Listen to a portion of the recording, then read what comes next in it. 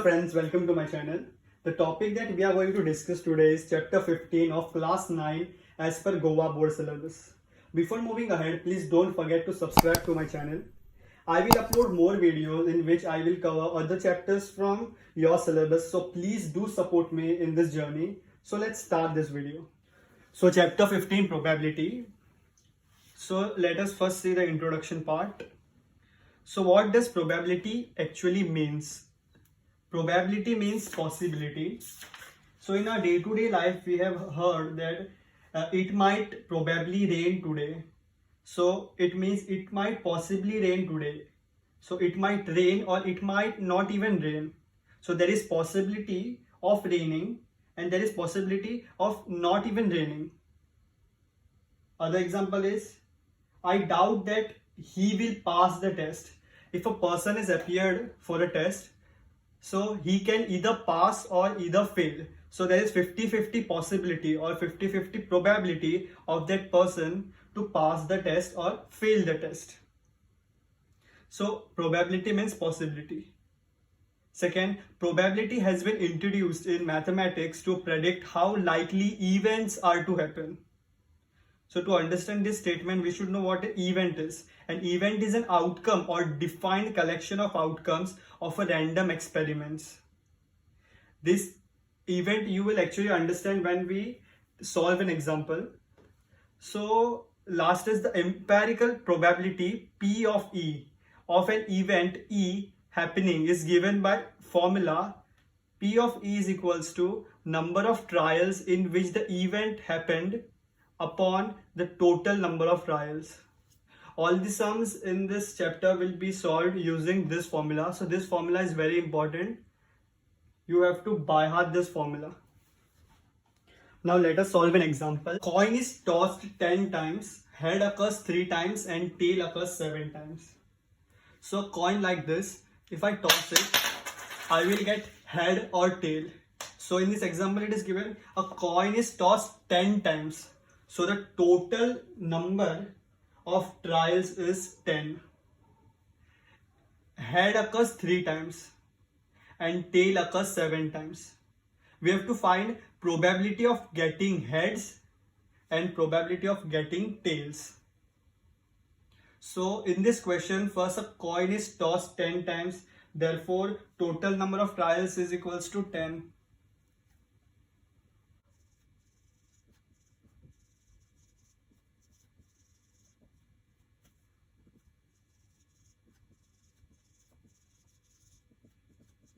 Now we got total number of trials. Now what is an event? So here if we see, head occurs 3 times. So this is an event. Event, head occurring is an event. When a coin is tossed, two things can happen. A head can occur or a tail can occur. So in this case, head occurred 3 times. Therefore event here is head occurring 3 times. So let us consider E1 is equals to event of getting head.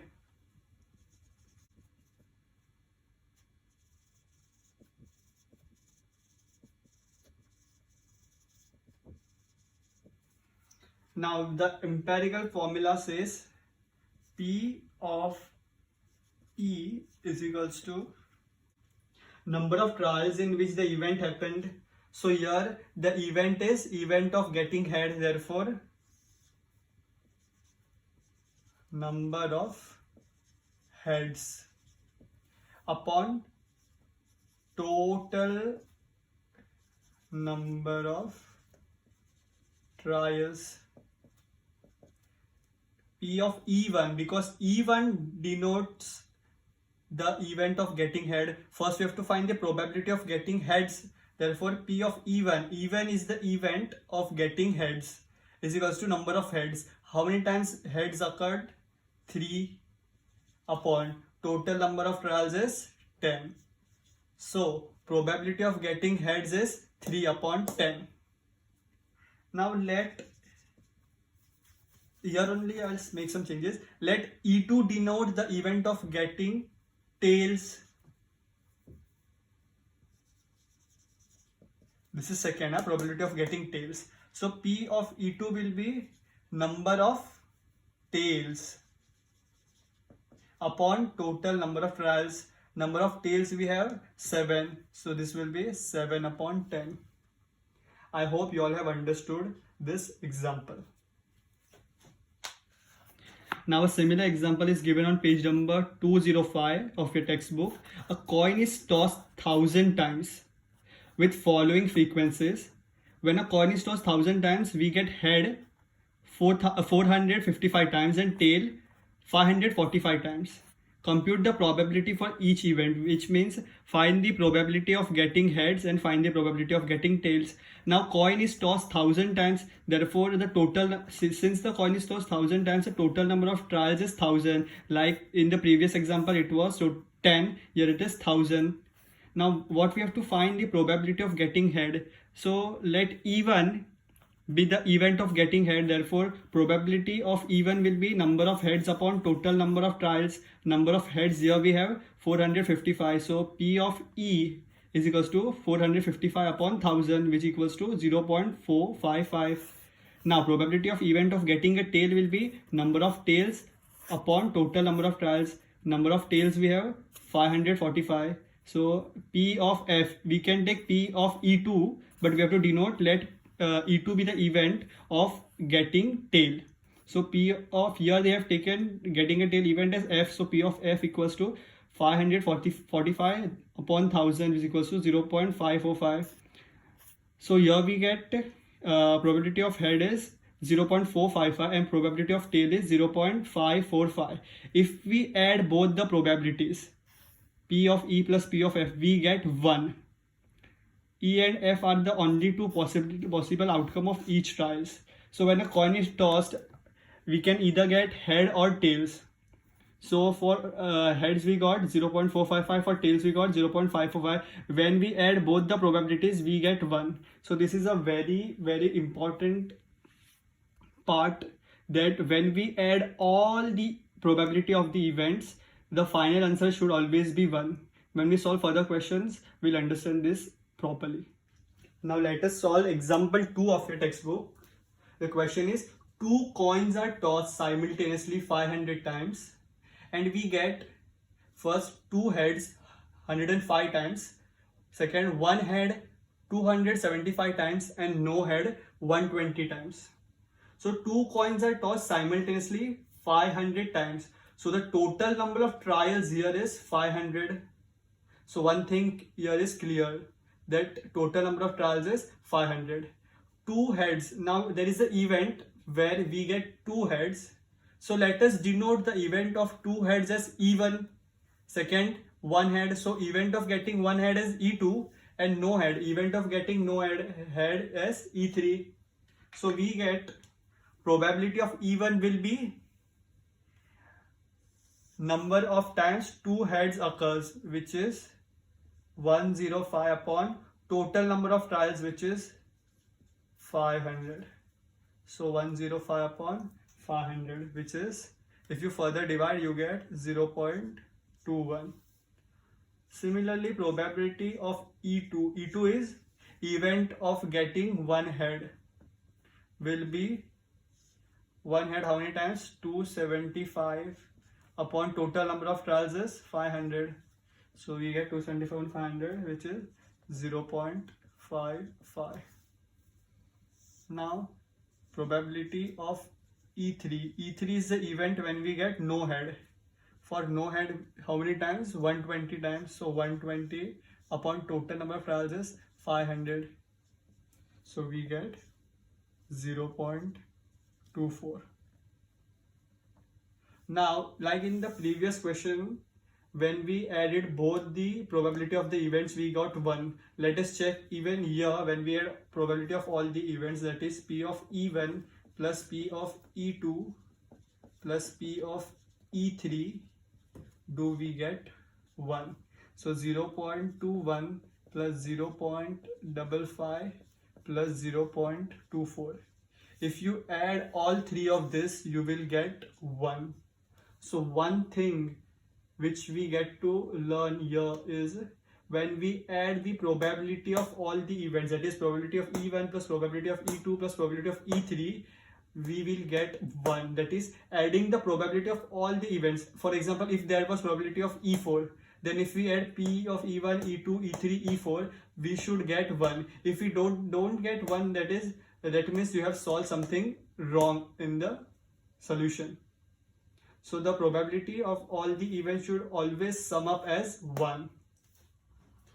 So now let us solve example number 3. A die is thrown 1000 times with the frequency for outcomes 1, 2, 3, 4, 5 and 6 as given in the following table.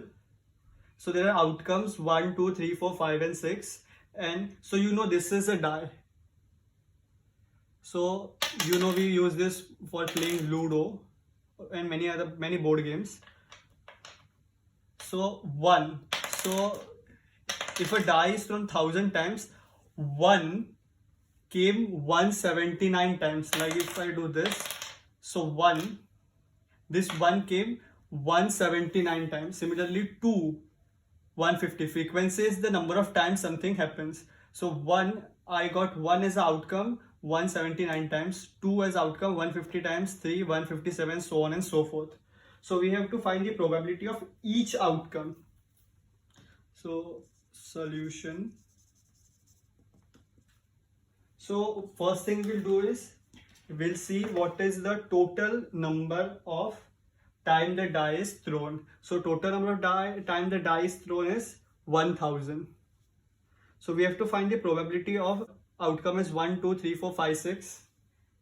So let E1 denote the event of getting outcome 1. So I'm not writing here. Okay, so for the first one I will write let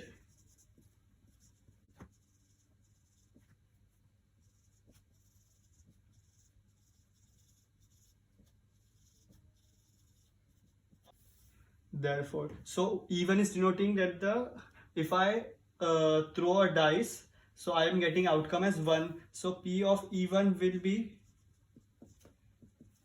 number of times 1 occurred upon total number of times the die is thrown, or I can simply write frequency of 1. I am writing the short form of frequency, FREQ, frequency of 1 upon total number of times the die is thrown.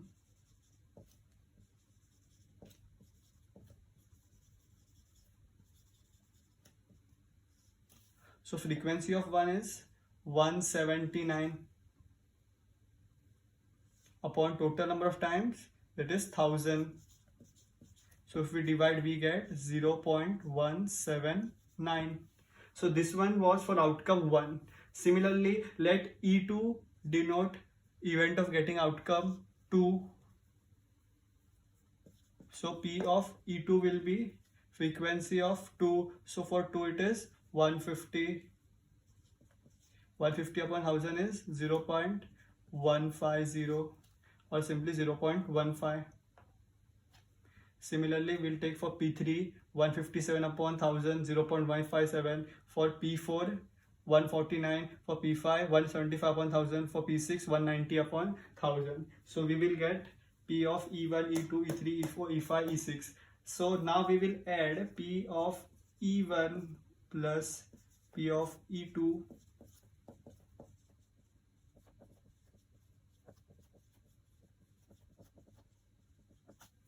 so P of E1 we got 0.179, P of E2 0.15, P of E3 0.157, P of E4 0.149, P of E5 0.175, P of E6 is 0.19. When we add all of this, we get 1. So here again we got to see that when we add the probability of all the events, the sum is 1. So this is very important to understand. The probability of each event, sum of the probability of each event is always 1. And also one important thing, the value of probability of each event will always lie between 0 and 1. Probability of any event is greater than 0 and less than 1. That is, probability of any event will always lie between 0 and 1. it can never be negative, it can never be greater than 1, that is it can never be 1.2, 1.3 or 2, 8, 9, 10, it will always be between 0 and 1. So if you notice, we have solved 3 examples up till now and all the answers we got in the form of 0 point something. It never exceeded 1 and it was never below 0. So the probability of any event will always lie between 0 and 1. This thing you have to keep in mind for the rest of your life. Now let us have a look at example number 4. On one page of telephone directory, there were 200 telephone numbers. The frequency distribution of their unit place digit, for example, in the number 25828573, the unit place digit is 3. So this is the unit place. So here for the example, the number which is given, the unit place here is occupied by number 3. So such 200 telephone numbers, the total number of telephone numbers are 200. This is just one example in which the unit place is 3. So there can be other example like 25828574. So the unit place is 4. Similarly, let us read ahead. Is given in the table 15.7. This is the table. These are the digit in the unit place. So like 3.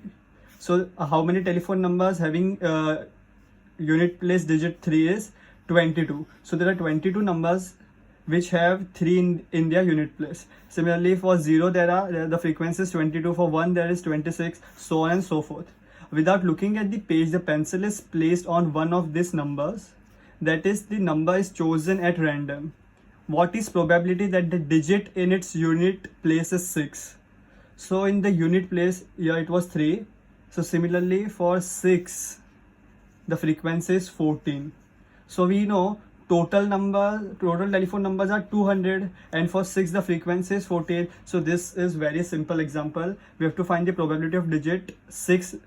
So probability of digit 6 being in the unit place is frequency of 6 upon total number of selected telephone numbers. Frequency of 6 is 14. So 14 upon 200, which is 0.07. If they would have asked for 3, it would have been frequency of 3 upon total, that is 22 upon 200. For 9, 20 upon 200. For 0, 22 upon 200. So I hope you all have understood example number 4. Now let us have a look at example 5. The record of a weather station shows that out of past 250 consecutive days, its weather forecast were correct 175 times. Consecutive means one after another, there is no break in between. So the weather forecast was done for continuous 250 days. So the total number of days for which the record is available is 250. Now what we have to also, its weather forecast were correct 175 times. So out of 250 days, the weather forecast was only correct 175 times. So how many times it wasn't correct? How we will find? So it will be 250 minus 175. That is the later part I will explain further. First, let us see what we have to find. First, what is the probability that on a given day it was correct? So let us solve this first. So the total number of days for which the record is available is 250 consecutive days. We can also write that even be the event where the forecast was correct, or you can directly write first P of the forecast was correct on a given day. So the for the forecast was right, it will be number of days when the forecast was correct upon total number of days for which the record is available. This is very simple. Number of days where the forecast was correct is 175 times. So 175 upon 250. When you further divide, you get 0.7. This was the first part. Second part is, what is the probability that it was not correct on a given day? So it was correct 175 times, it is given. But how many times it wasn't correct is not given. But we can find 250. If you subtract 175 from 250, you get the number of days when the forecast was not correct. This part is very important, and in fact it is easy. For not correct, it will be total number from which we have to subtract the number of times it was correct. We get the days when the forecast was not correct. So 250 minus 175, we get 75. Now probability of the forecast was not correct on a day is, like here, number of days when the forecast was correct. So it will be number of days when the forecast was not correct upon total number of days in which the record is available. So not correct is 75 upon total is 250. 75 upon 250, we get 0.3. Here the probability, both the probabilities are been found. Now notice that probability of forecast was correct and probability of forecast was not correct. When we add both of them, we get 1. So like in previous examples I told you, if you add the events, probability of both the events, it should always come 1. So it is 1, which means the solution is correct. It should always be 1, and the probability should always lie from in between 0 and 1. See, it is 0.7, it is between 0 and 1, 0.3. It will never exceed 1. It can never be 1.7 or 1.2. And it can never be negative. It can never be less than 0. It will always lie between 0 to and 1. Now let us have a look at example number 6. A tire manufacturing company kept a record of distance covered before a tire needed to be replaced. The table shows the result of 1000 cases. So the total number of cases here is 1000. Now distance covered by the vehicle, less than 4000, frequency is 20. For less than 4000, 20 vehicle needed tire replacement. 4000 to 9000, 210. 9001 to 14,000, 325, and more than 14,000, 445. Let us see what you have to find.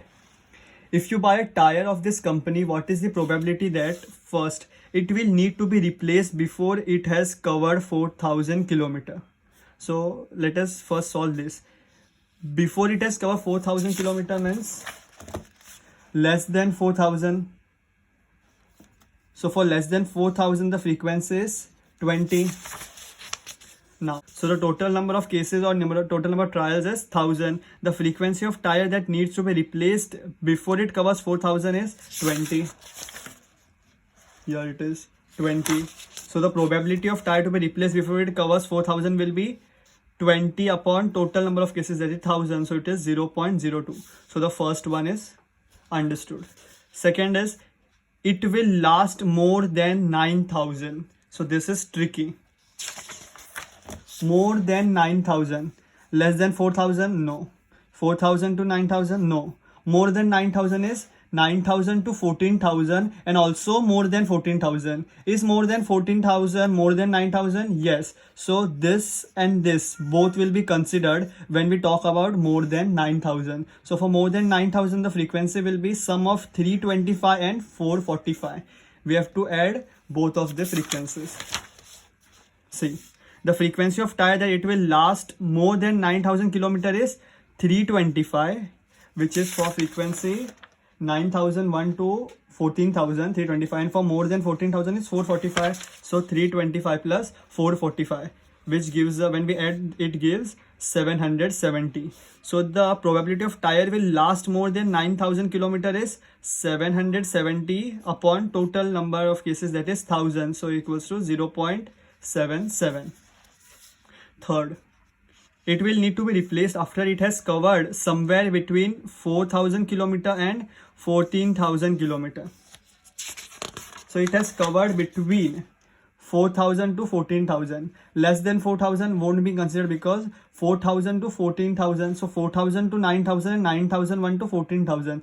These two frequencies will be considered for more than 14,000 and less than 1,400. The question is between 14,000 and 4,000 and 14,000 kilometer. So frequency for 4,000 to 9,000, that is 210, and 9,001 to 14,000. Both these frequencies will be added. Then we get the total frequency. So the frequency of a tire that requires replacement between 4,000 kilometer and 14,000 kilometer is 210 plus 325, that is 535. So the probability that a tire requiring replacement between 4,000 kilometer and 14,000 kilometer is 535 upon total number of cases, that is 1000, equals to 0.535. Now let us have a look at example 7. The percentage of marks obtained by a student in the monthly unit tests are given below. Unit test 1, 2, 3, 4, 5. Marks obtained by the student is, in unit test 1 he obtained 69 marks, 2 71, 3 73, 4 68, and in unit test 5 he scored 74. Based on this data, find the probability that student gets more than 70% marks in unit test. So more than 70% marks. Is it more than 70? No. So this is scrapped. More than 70, yes. In unit test 2, more than 70, 73, yes. In unit test 3, more than 70, no. More than 70, yes. So in unit test 2, 3 and 5, he scored more than 70 marks. So unit test 2, 3, 2, 3 and 5 is considered. So the total number of unit tests held is 5. 5 unit tests are held, out of which he only scored more than 70 in unit test number 2, 3 and 5. So the probability number of unit tests in which the student obtained more than 70 marks is 3. 1, 2 and 3. Only in these 3 tests he scored more than 70 marks. So the probability of the student scoring more than 70% marks is 3 upon 5, because only in 3 he scored more than 70 upon total number, that is total number is 5. So 3 upon 5 we get 0.6. It was a very simple example. I hope you all have understood this. Now let us have a look at example number 8. An insurance company selected 2000 drivers at random, that is without any preference of one driver over another. Randomly they were selected in a particular city to find the relationship between age and accidents. The data obtained are given in the following table. So the age of drivers in years is given. So first is 18 to 29. So the driver here is of age 18 to 29. They can be of age 19 or 28 or also 29. But after 29, 30 to 50 another group, and above 50, 50 to 100 or 50 to 80, anything, that is third group. And this is accident occurred in 1 year. So 0 accidents were occurred by drivers of 18 to 29. Such cases were 440. For 30 to 50 it is 505. Above 50 it is 360. So forth and so forth. For 1 the data is given, for 2 data is given, for 3 over 3. Over 3 can be 4, 5, 8, 9, 10, 1000. Over 3 is anything above 3. So what we have to find the probability of following events for the driver chosen at random from the city. So the first, being 18 to 29 years of age and having exactly 3 accidents in 1 year. So let us first solve this one. So 18 to 29 years. So let me see the table. 18 to 29 years is this. So I will cover this for 30 to 50 and above 50. For 18 to 29 and having exactly 3 accidents in a year. This one. So 18 to 20 and exactly 3 years, the frequency is 61. So only 61 is considered. So the total number of drivers who are 18 to 29 years old and have exactly 3 accidents in 1 year is 61. 61. So the probability of driver is 18 to 29 years old with exactly 3 accidents is 61 upon total number of drivers, that is 2000. Total number of drivers is 2000. So 61 upon 2000, which is 0.030. So they have done a round figure, so approximately equal to 0.031. So the next is being 30 to 50 years of age and having 1 or more accident in a year. Having 1 or more. 30 to 50 and having 1 or more. 1 or more can be 1, 2, 3 or over 3. So 1 or more is 1, 2, 3 or over 3. But for only age 30 to 50. So for 30 to 50 I am covering this and this. For 30 to 50 it will be, for 1 is 125, for 2 is 60, for 3 is 22 and for over 3 is 18. So 125 plus 60 plus 22 plus 18 will be the frequency. Because they have mentioned more than 1. So more than 1 we have to consider 1, 2, 3 and over 3. So for 30 to 50 for 1 it is 125 and for 2 so on and so forth. So you have to add all the frequencies for 30 and 50 from 1, 2, 3 and over 3. So the number of drivers 30 to 50 years of age having 1 or more accident in 1 year equals to 125 plus 60 plus 22 plus 18. 125 plus 60 plus 22 plus 18, which gives us 225. So the probability of driver is 30 to 50 years of age and having 1 or more accidents is equals to 225 upon total number of drivers. So when we divide we get 0.1125, approximately equal to 0.113. Now third is having no accidents in 1 year. Here there is no age group mentioned. In 1 and 2 age group was mentioned, like 18 to 29, 30 to 50. Here no age group is mentioned. So we have to consider all the age group, that is 18 to 29, 30 to 50 and above 50, because no such age group is mentioned. What is asked? Having no accident means 0. So for 18 to 29 it is 440, for 30 to 50 it is 505, above 50 is 360. We have to add 440 plus 505 plus 360. We don't have to consider this because only 0 accident is asked. So the data of all the age group will be added. So Number of drivers having accident in 1 year is zero. Having zero accidents in 1 year equals to 440 plus 505 plus 360. 440 plus 505 plus 360, which gives us 1305. Therefore, P, driver with no accidents, equals probability of driver with no accident equals to 1305 upon total. So we get 0.653. So your example number 8 gets over. I hope you all have understood. If you all have any doubt, please feel free to ask your doubts in comment section. I will clear your doubts. Now moving to example number 9. For example number 9, you have to refer table 14.3 example 4 of chapter 14. So this question I am giving you a kind of homework. If you all have understood example number 1 to example number 8, example number 9 is very simple to solve. If you all have any doubt regarding example number 9, please feel free to ask the doubt in comment section. I will solve your doubts. So please solve example number 9 by yourself. It is very simple. If you all have understood all the question up till now, you all will be able to solve example number 9. Now moving to example number 10. 50 seeds were selected at random from each of 5 bags of seeds. So total number of bags is 5 and were kept under standardized condition favorable to germination. So germination is the process where the seed grows to become a plant or a tree. I will give you a photo just over here if in case you don't know what germination is. The number of seeds which had germinated in each collection were counted and recorded as follows. So bags and number of seeds germinated. From bag 1, 40 seeds were germinated. From bag 2, 48 seeds were germinated. From bag 3, 42 seeds were germinated. From bag 4, 39 seeds were germinated. And from bag 5, 41 seeds were germinated. Now what we have to find is first, what is the probability of germination of first more than 40 seeds in a bag. So more than 40 seeds were germinated in a bag. So more than 40 seeds were germinated in bag number 2, bag number 3 and bag number 5. In bag number 4, exactly 40 seeds were germinated. Is 40 more than 40?